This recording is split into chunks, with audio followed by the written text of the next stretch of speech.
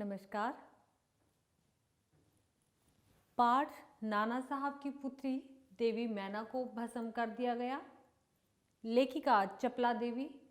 इस पाठ के प्रश्न उत्तर आज हम देखेंगे।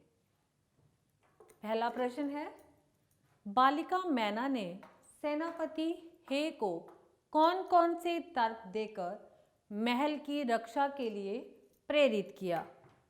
बालिका मैना ने ऐसा क्या कहा? बालिका मैना ने बहुत से तर्क दिए। उसने कहा कि इस महल का कोई कसूर नहीं है जो आप इसे नष्ट कर रहे हैं। आपके उद्देश्य की पूर्ति महल को नष्ट करने से नहीं होगी, क्योंकि दोष तो उन लोगों का है जिन्होंने अंग्रेजों के ऊपर हमला किया था।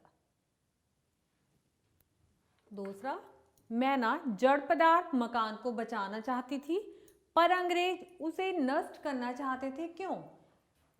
बालिका मैना उस महल को बचाना चाहती थी क्योंकि उसका पूरा बचपन वहीं बीता था।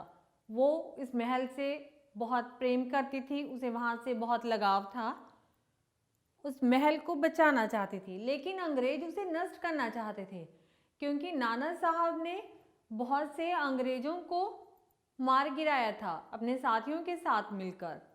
अंग्रेजों के मन में बहुत गुस्सा था नाना साहब के लिए। वो उनकी किसी भी वस्तु को छोड़ना नहीं चाहते थे, इसीलिए वो उस महल को भी नष्ट करना चाहते थे। हमारा अगला प्रश्न है, सर थॉमस हे के मैना पर दया भाव के क्या कारण थे? जब मैना ने सर थॉमस हे को बताया कि उनकी बेटी मैरी मैना की बचपन की सहेली थी, तो उनके मन में कुछ कुछ बातें याद आने लगी। मैना ने याद दिलाया कि बचपन में दोनों का एक दूसरे के घर पर आना जाना था और हे भी मैना को मेरी की तरह ही प्यार करते थे। थॉमस हे के मन में मैना के लिए दया के भाव उत्पन्न हो गए। उन्हें मैना में मैरी का अक्स दिखाई देने लगा, क्योंकि मैरी उस समय जीवित नहीं थी। इस वजह से उनके मन में दया के भाव आ गए।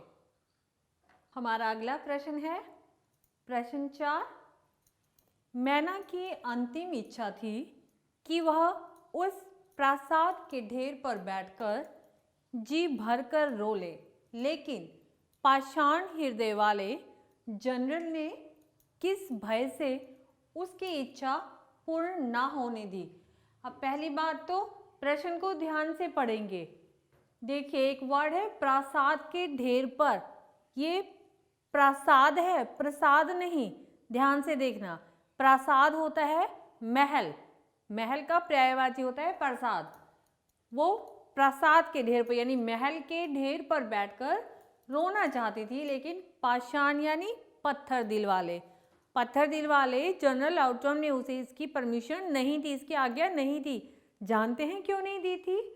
क्योंकि उसे डर था कि कहीं मैना अपने पिता नाना साहब की तरह वहां से भाग ना जाए, या यदि ऐसा हुआ तो अंग्रेज सरकार जनरल को कड़ी से कड़ी सजा दे सकती थी।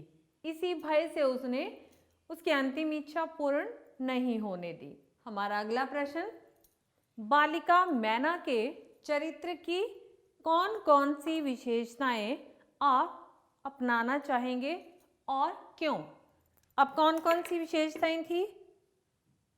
निडर थी, साहसी थी, देश के लिए मर मिटने वाली थी और प्रत्येक परिस्थिति का सामना वो डट कर करती थी। हम इन सभी विशेषताओं को अपनाना चाहेंगे क्योंकि इससे हमारे चरित्र का विकास होगा और आत्म बलिदान की प्रेरणा मिलेगी देश के लिए। इसी वजह से अगला प्रश्न, अंतिम प्रश्न 6, टाइम्स पत्र ने 6 सितंबर को लिखा था, बड़े दुख का विषय है कि भारत सरकार आज तक उस दुर्दांत नाना साहब को नहीं पकड़ सकी। इस वाक्य में भारत सरकार से क्या आशय है? भारत सरकार किसे कहा गया? दुर्दांत यानी दुष्ट नाना साहब को। अब यहाँ भारत सरकार से क्या मतलब है? भारत सरकार का आशय ब्रिटिश सरकार से है, क्योंकि उस समय देश जो था वो गुलाम था और भारत पर अंग्रेजों का शासन था, तो इसका आशय ब्रिटिश सरकार से ही हुआ। ये थे हमारे पाठ के प्रश्न उत्तर। इसी के साथ हमारा ये पाठ खत्म होता है। अगली बार किसी और नए पाठ के साथ आपके सामने हाजिर होंगे।